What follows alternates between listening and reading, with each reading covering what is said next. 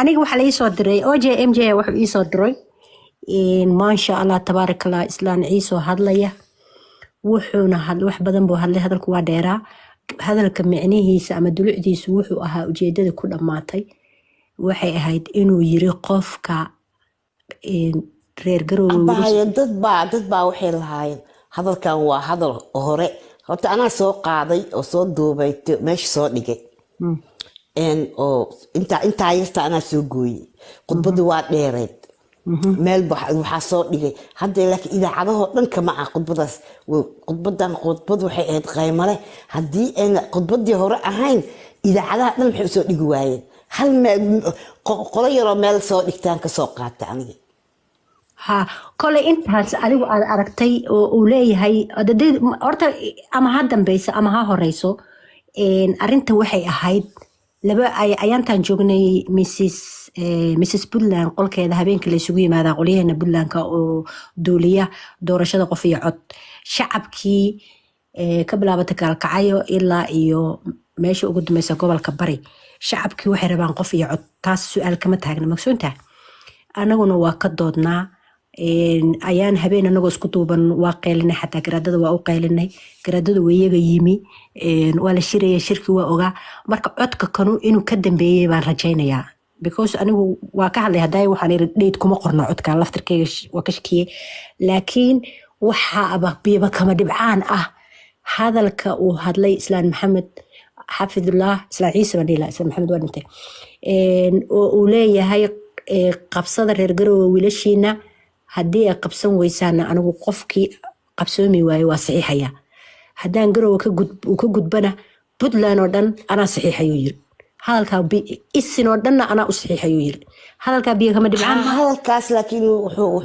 wuxuu ka hor imaanayaa go-aankii uu qaatay isimadii hore may kala saar isimadii hore waxay ka hadleen doorasho iyo wixii la sameeyo bay ka hadleen iyo 66 iyo qof iyo cod iyo shacabku waxay ay rabaan inay raacaan kuwii horaa may horta balukaada in isfahanno siyaasadda fahma horta sideedaba inta lagu horta hal fahan inta lagu soo istaago fiiri qof intelligent ya noqo kiiskana baar dadka hormuudka ah ama dadka wax matala kolba inta joogto waa go'aan gaarta sida xaaladda u taala bay u gudbiyaan inta ka hartana waxa dhameystira isimada kala haray anigu saan u fahmay oo meesha yaala waxay ahayd ayaantii keebla yurul ahaayeen oo laba wiil oo ugu cadcad ay lahaayeen xabadda afkaanu ka saarayna ma fahmaysaa ayaantaas bay isimadu isu soo carareen waa shireen mana ay wada dhammayn qayb bay ahaayeen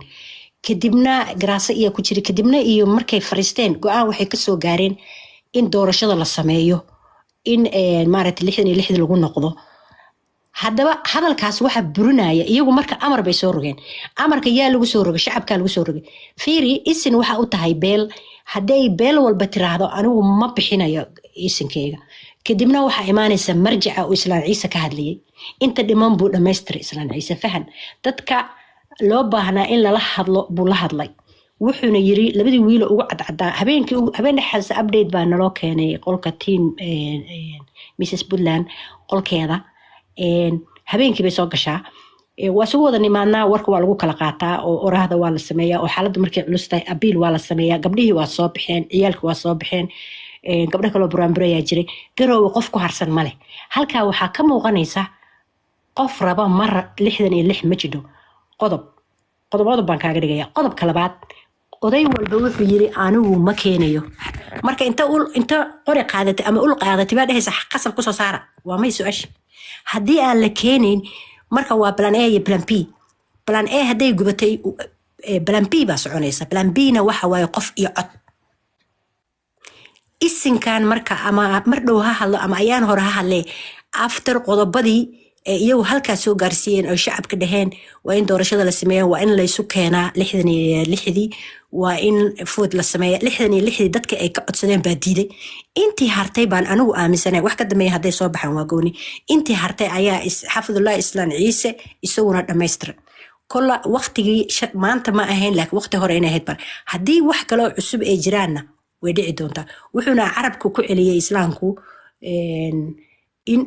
dowlad ay ka jidho meesha which means qalalaaso iyo buuq looma baahna wuxuuna sii cadeeyay reer Garowe inay wiilashooda qabsadaan talabaad wuxuu yiri qof kastoo reer Puntland oo rabo maartay inuu dhib sameeyo ana saxiixay marka kol aniga ra'yigayga waxay la tahay dadka caqliga u saaxiibka ah kiisku waa xiran yahay isimaa soo dhigay intii ka hartana waa la dhameystiray plan A iyo plan B waay sidaa darteed isimadaas qalad ha u fahminina waxay rabeen dadka kanu maadaama xabad la ordayaan bal in ay fiiriyaan xalka say ku soconayso hadday socon weyso isinka kala soo fariistay waa dhameystiray biyo kama dhibcaan wixii intaa kasii badan idinku falanqeeya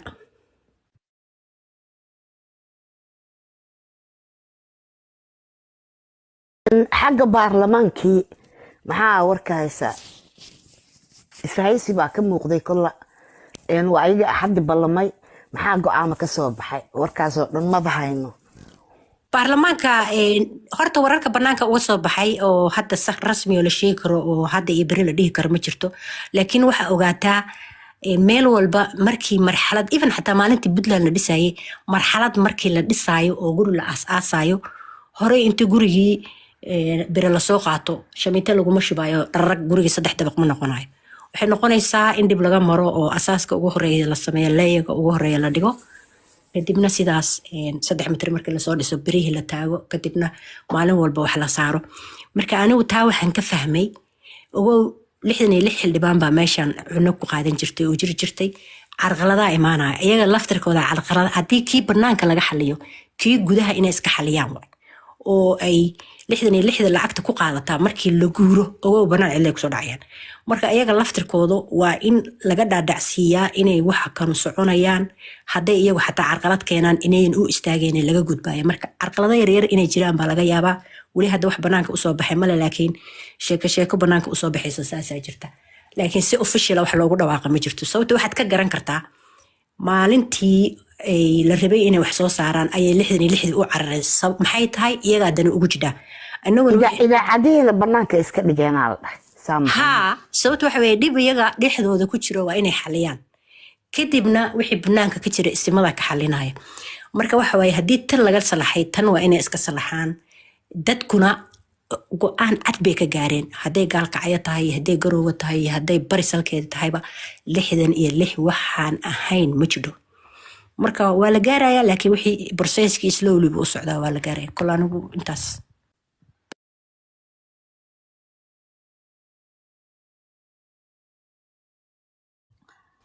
gardara inaad soo dhawow adiguna waxaa information haysid bal waad nama qalaysaa waxaan aaminsanahay in loogu daraba intii hadday dhahaan doorasho qof iyo cod waqtiga wuu ka yaryahay oo waqtigii ma dhamma in loogu daro madaxweynaha maxaa diidan maya kadaa sidaa oranaysa sababtoo waxa weeye dad badan oo codad ka qabay foodka ayaa waxay moodayaan inuu madaxweynaha awood sheeganayo oo waqti dheereysanayo marka insha Allah waa gaareynaa waa hadii ay xal noqotana isimada ka shiraaya taas ma rabna inaan kasii hor dhacno laakiin anagu waxaynu ku taaganahay jid ah qof iyo cod anaga qof iyo cod ah laakiin fiire meesha wax yaalo macnaha anaga reer Jubbaland mana ani wax yaalo meesha 33 degmo waa Puntland Soomaa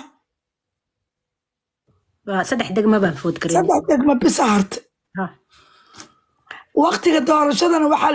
waxaan dadka buubuuninaya kaararka dadku ay haystaan diyaar ay u yihiin in loo fasaxo oo lagu heshiiyo bis adiman Soomaa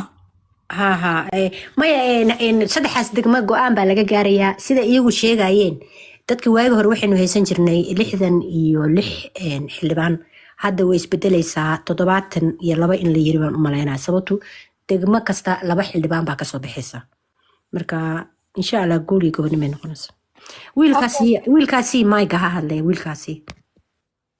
ayaga hadalnada qardara waxaa laga yaabaa baabuur inuu wado ama dad uu la hadlayo okay waa garta ku soco marka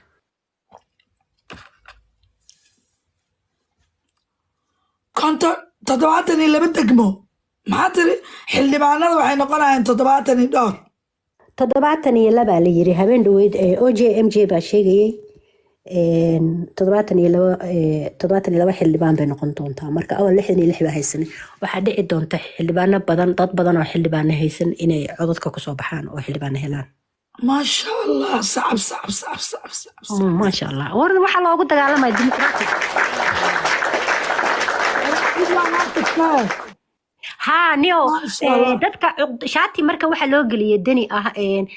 wuu kusoo noqonayaa hadduu nasiibka kusoo celiyo dadku doortaan waa gaar laakiin ninkan waxa u yimi qaramada midoobay ruuter baa qortay dimuqraati aan even yurub ka dhicin oo kalaa ka dhacmay qof walba dad waa yeela intay codkaaga soo qaateen ayay food gareeyeen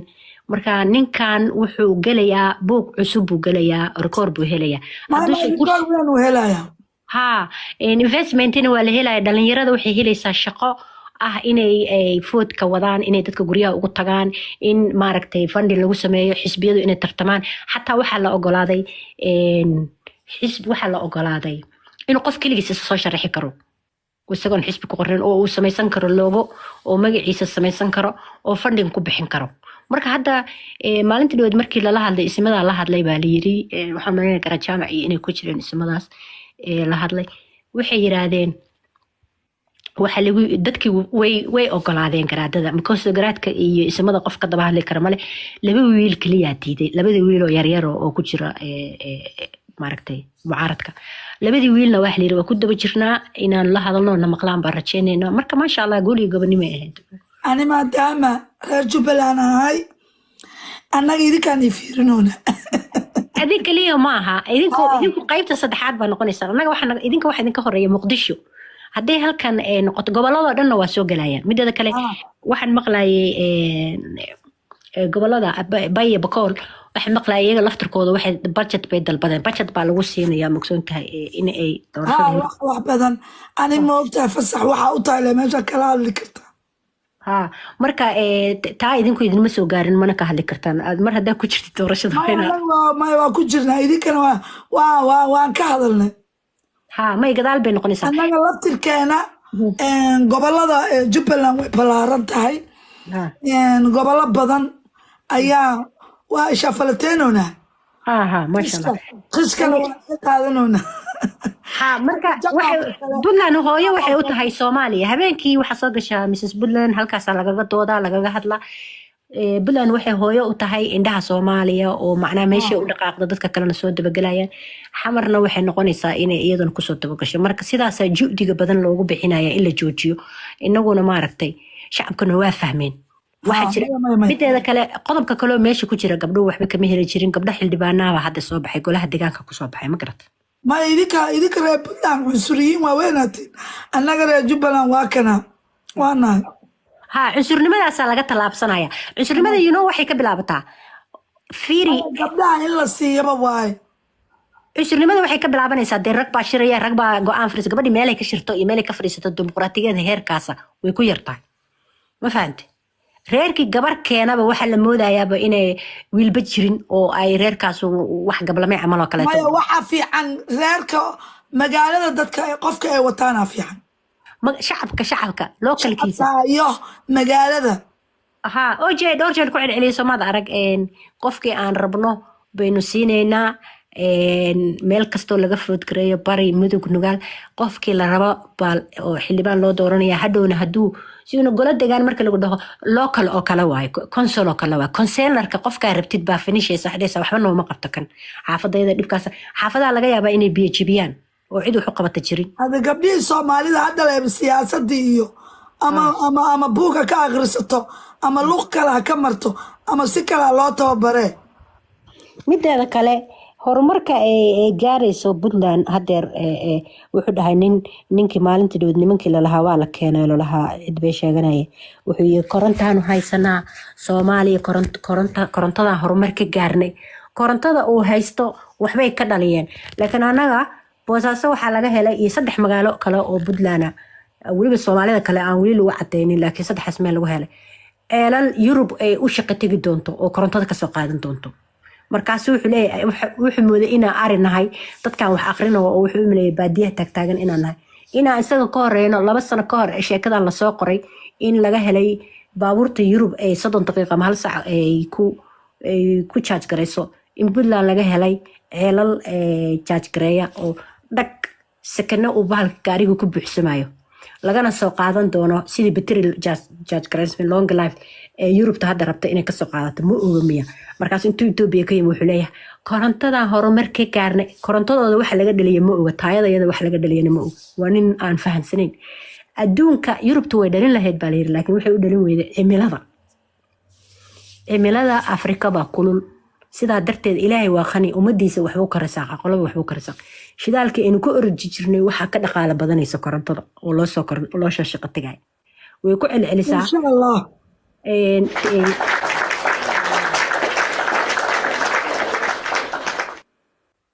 marka halkaas intuu yimaado wuxuu ku leeyahay korontada anagu horumarka ka gaarnay baa idin siinaynaa Soomaaliya war awal kuwa Itoobiyaanka miya Itoobiyaanka miya wuxuu leeyahay waa ku qoslay waxaan anaga waxaan u maleynaa waqtigeeda xoogiisa ya warkood ani waaba laascaanooda ku nacay cidaas waxooda xataa ma fiirsan maya ana isagoo ordaya video ku imaanaa maksanta marka waraa anaga aan soo analyze gareynay korontada gobolada hataa marna shidaalka helnay korontadii helnay kuwa Itoobiya ceelkii weynaayo shidaalka haystaan oo ogaadeeniya maxaa naga maqan alxamdulillah inaan dhahnaba waay war korontada halkaa laga dhaliyaa Afrika laga dhaliya especially Puntland laga dhalin doono korontada laga dhalin doono maqlaysaa dekedaha Puntland waxay dhaqaale gelin kartaa maxay hadda Afrika lagu soo daray reasonka Afrika lagu soo daray mataqaana way ka dhaqaale badanaysaa hadda nin professor baa ka hadlay laakiin 2 sano iyo 8 bilood ka hor baa la qoray router baa qoray Afrika waxay isu bedeli doontaa change environmentiga marka lagu leeyahay Afrika waxay isu bedeli doontaa ilaha dhaqaalaha ka war ba Afrika isku bedeli doontaa waa barunde dhaqaalaha meesha ka qaataanbo dawladaha shisheeye Yurubiyaanka iyo Afrika ka qaataan maxaa madaxweynaha Soomaaliya wuxuu wadwaday beeraha waa lagu dhimanaa la dhaayay uu ka dagayo qofkina ciise GM food somaha GM food you know GM food ka dibku qabo xabada tufaaxa ama xabada baalka marka soo gadatay GM food ka hadda wadamadan ku badantay waa bololeysa anaga Afrika waxba naga ma bololan soo ma wada cambeheena hadii la soo guro muddo yaalo si fiican u karaa waa cuni kartaa laakiin cambaha Ethiopia imaadaal dhahay dhankaas dhanka Puntland cambaha hataa qaara overseas ka imaada soo ma ogid cambaha fiiri meelo badan dhibaatooyin ka jira waxa koos gareynaya dhaqaalihii baa isbedelaya hadda meesha la yiraahdo Afghanistan webina ma leh badna ma leh waxay ka soo kaxaysteen webi la dhahay Damis inuu ahaa maleena oo ka soo baxa Kazakhstan meelaha ku Ruushka ka go'i jiro muslimiinta ahaa waxay sameeyeen bacba intay dhulka dhigeen bacdina way deeqaweys marka dambe bahal adag Jarmalka inta Soomaaliyan lagu bixiyay halkaas waan akhriyaa taariikhdaas waan arkay intay halkaas soo mariyeen ayay waxay soo qaateen 30% hadda waa 30 biyo 30% markii meesha la keenay kuwii Jarmalka waxay dhaheen lacag aad u fara badan hana la siiyo aan biyahan meesha ku kaxayno Afghanistan ku geeyno si aanu u sameeyno qamadiga burka iyo laga sameeyo garanaysa